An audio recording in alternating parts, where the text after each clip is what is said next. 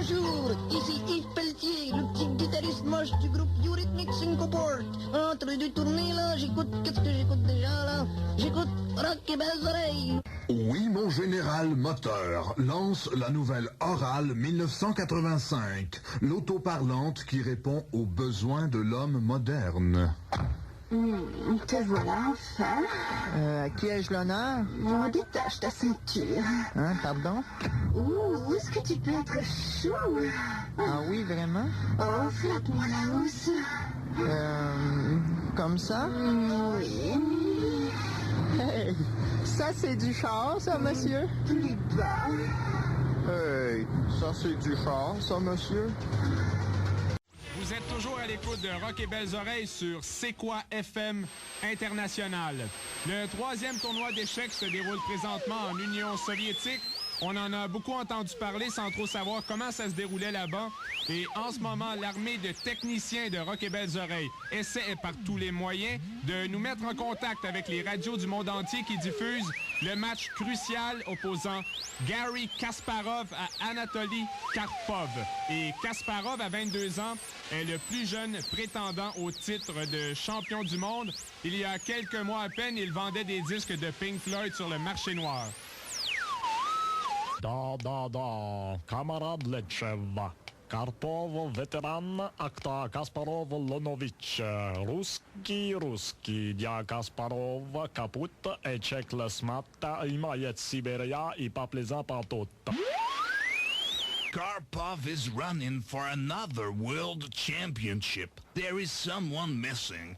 Our own Bobby Fischer, who protested against the invasion of Afghanistan by the goddamn rock.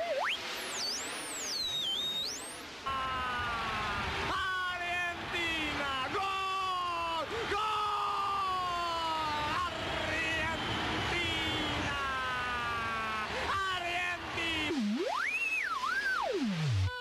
Karpov utilise l'attaque ouest-indienne doublée d'une variation Prishka, ce qui me rappelle mon grand-oncle qui était, outre sa profession de chapelier, faut-il le rappeler, le champion incontesté de Rhône-sur-Loire en 1906. D'ailleurs, en 14, dans les tranchées, son sens de la stratégie a épargné... Le lustre a bougé son auriculaire. Oh, il va jouer, ça semble bon, ça semble bon!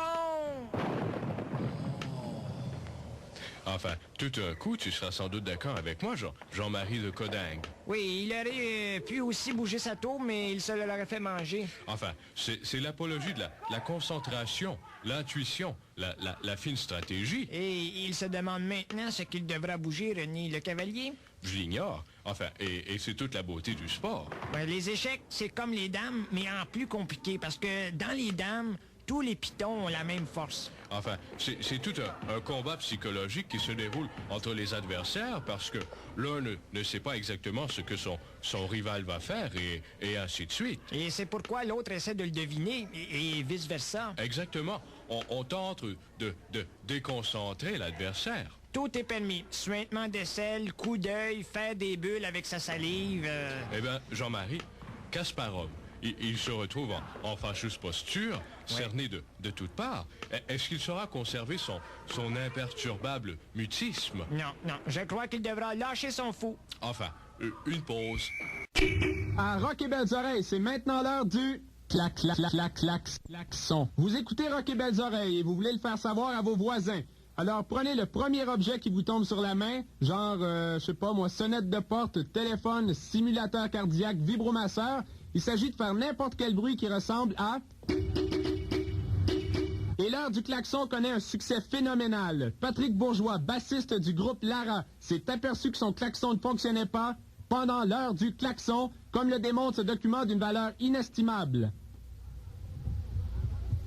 À Rock et Belles Oreilles, c'était l'heure du klaxon.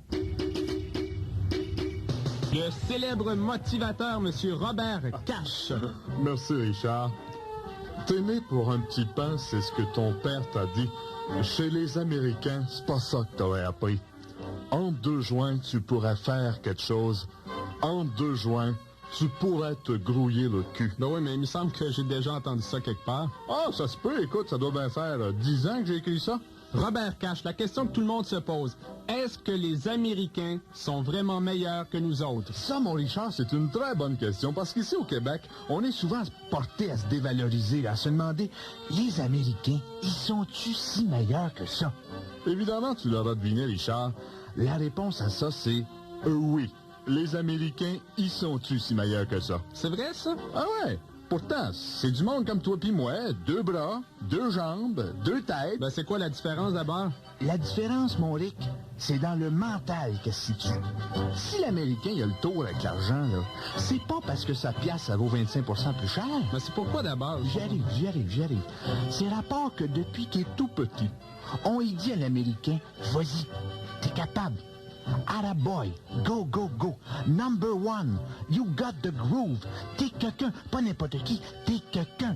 Get up and boogie. You're the one and only. Tu es seul et seulement. Ben oui, mais monsieur Cash, on est quand même pas si pire que ça ici. Hey, réveille.